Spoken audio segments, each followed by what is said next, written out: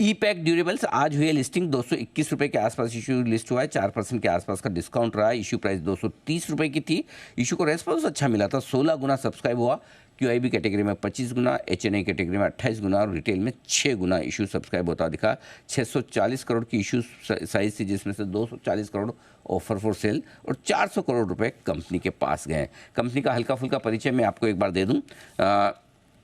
2019 में कंपनी की शुरुआत हुई थी ईपैक ड्यूरेबल सॉल्यूशंस के नाम से। देश में रूम एसी की दूसरी सबसे बड़ी original design manufacturer ODM company है ये। एसीज और दूसरे अप्लायंसेस के ये सारे और बाकी दूसरे भी कंपोनेंट्स बनाने का काम करती है। दो खास मेहमान हमारे साथ जुड़ रहे हैं, तैयार हैं इस वक्त। बजरंग बोथरा साहब जो कंपनी के प्रमोटर हैं, चेयरमैन हैं, होल टाइम डायरेक्टर भी हैं। सर ने श्री राम कॉमर्स कॉलेज से दिल्ली से MCOM की डिग्री हासिल की है। इलेक्ट्रॉनिक्स मैन्युफैक्चरिंग का बोथरा साहब को करीबन 27 साल का लंबा गहरा अनुभव है और सीमा के MSME काउंसिल के बोथरा साहब चेयरमैन भी हैं।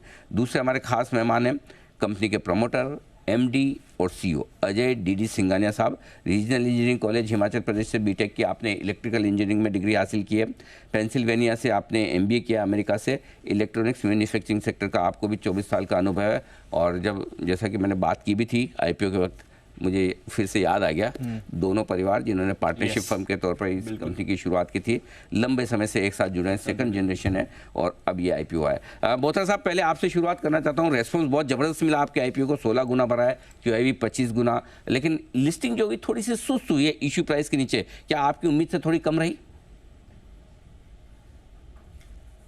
हाँ, थोड़ी उम्मीद से तो डेफिनेटली कम लगती है मेरे को, लेकिन मतलब जो बिजनेस का कन्विक्शन हमारा है इतना स्ट्रॉन्ग है कि सारे जो पैरामीटर्स हैं या सारे जो सिचुएशंस हैं, इन्वायरमेंट है मार्केट का, बहुत ज़बरदस्त है। पहली बात यह है कि मैन्युफैक्चरिंग सेक्टर में बड़ा ज़बरदस्त जोर है, गवर्नमेंट का बड़ा भारी पुश है, PLI स्कीम आ चुकी है, एयर कंडीशन बिजनेस को सनराइज सेक्टर डिक्लेयर किया गया है, इंपोर्ट बंद हो गया है लगभग।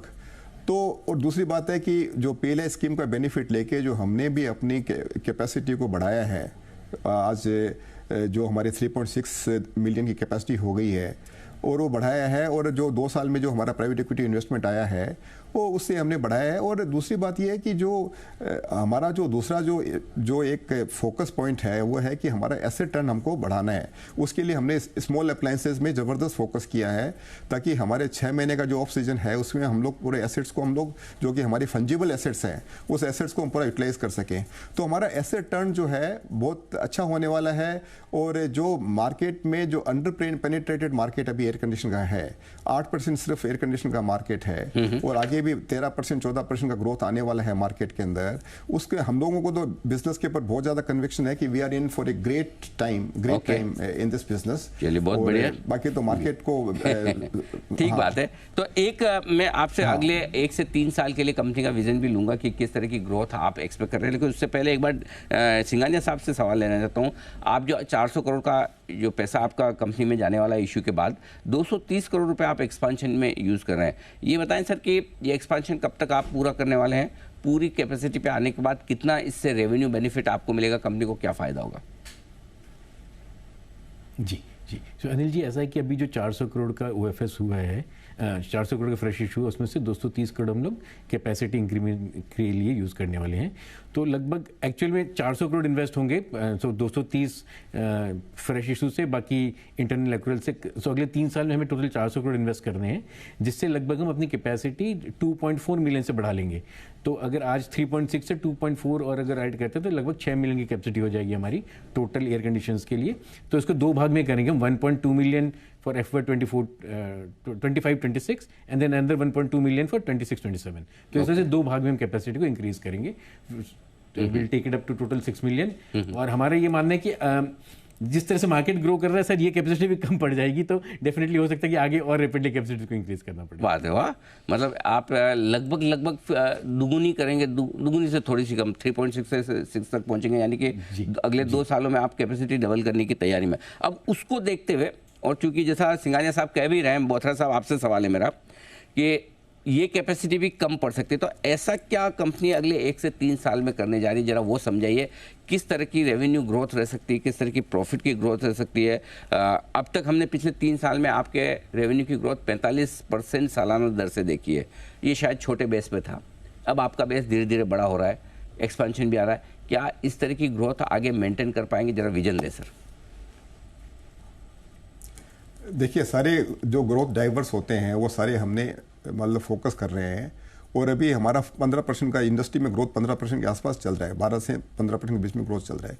और हमको जो पक्का विश्वास है, जो हमने लीवर इस्तेमाल किए हैं उसमें पक्का विश्वास है कि ये जो मार्केट का ग्रोथ है उसको हम आउटपेस करेंगे।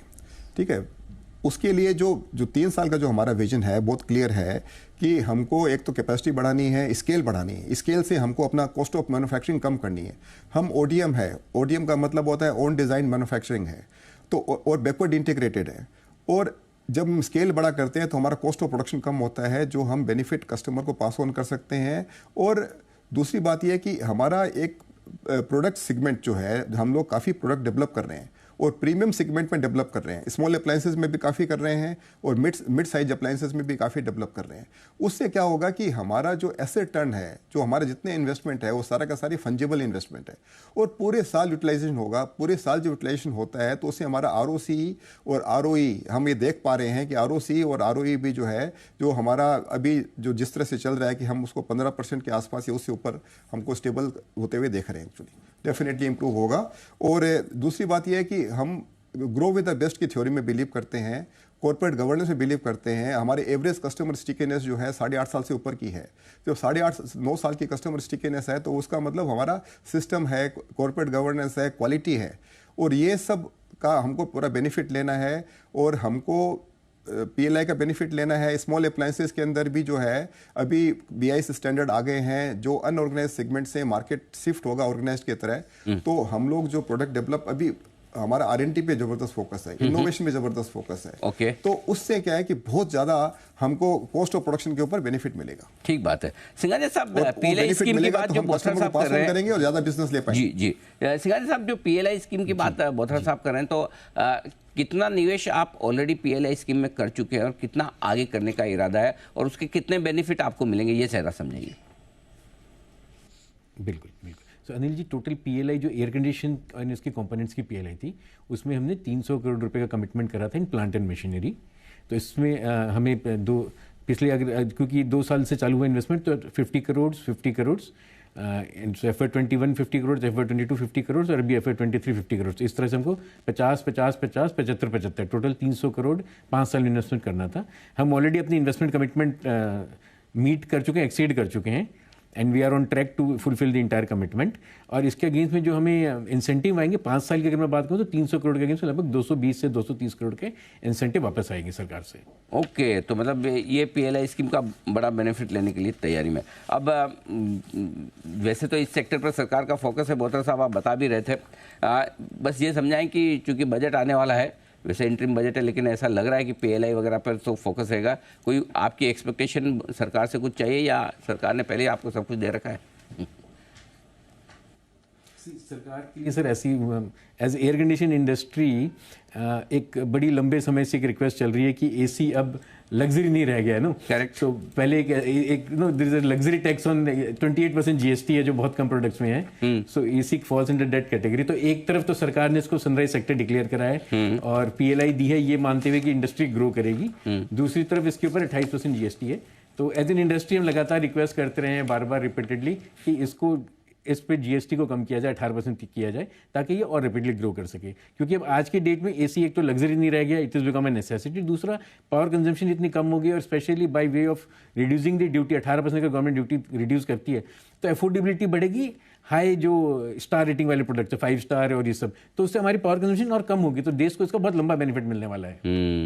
बिल्कुल ठीक बात है। तो हमने सोचा चले आपके लिए ऐसा इसमें कि आज के डेट में 10 साल से पुराने एसी बहुत सारे चल रहे हैं जो they are no like bleeding, वो इलेक्ट्रिसिटी पी रहे हैं। हाँ, समझ गया। वो पुरानी जैसे जो 5 स्टार प्रोडक्ट पुरानी गाड़ियां जो डीजल पीती है वैसे ही सेम, बिल्कुल। हाँ, तो वो बिल्कुल बदलने की जरूरत है। हाँ, तो इसकी रिप्लेसमेंट को प्रमोट करने के लिए इसकी ड्यूटी को अगर कम किया जाए जीएसटी को, तो डेफिनेटली एक पुश मिलेगा और इससे सारे देश को बेनिफिट मिलेगा। बिल्कुल। सिंघानिया साहब और बोत्रा साहब, बहुत बहुत धन्यवाद आप दोनों का। आज लिस्टिंग के दिन आपने हमसे दूसरे बातचीत की। सिंघवी साहब, जी, हमारा जो है ना, ये जो कंपोनेंट हमारा, एक तो क्या है कि 4 लीवर आगे काम करेंगे रेवेन्यू के लिए। एक तो हमारा आरएससी सेगमेंट हो गया, जी। दूसरा हमारा कंपोनेंट सेगमेंट जो है, हम लोग अभी ग्लोबल स्केल पे पहुंच रहे हैं कंपोनेंट मैन्युफैक्चरिंग के अंदर बिकॉज ऑफ इंटीग्रेटेड सेटअप। तीसरा हम लोग स्मॉल अप्लायंसेस हम लोग मैन्युफैक्चर कर रहे हैं काफी तरह के। और चौथा जो है मिड साइज अप्लायंसेस जो है, जैसे एयर कूलर है या उस तरह के सेगमेंट के दूसरे जो प्रोडक्ट है, वो भी हम आगे डेवलप करने जा रहे हैं। ये सारा जो है हमको मतलब ग्रोथ के अंदर बहुत बड़ा हेल्पफुल बनेगा,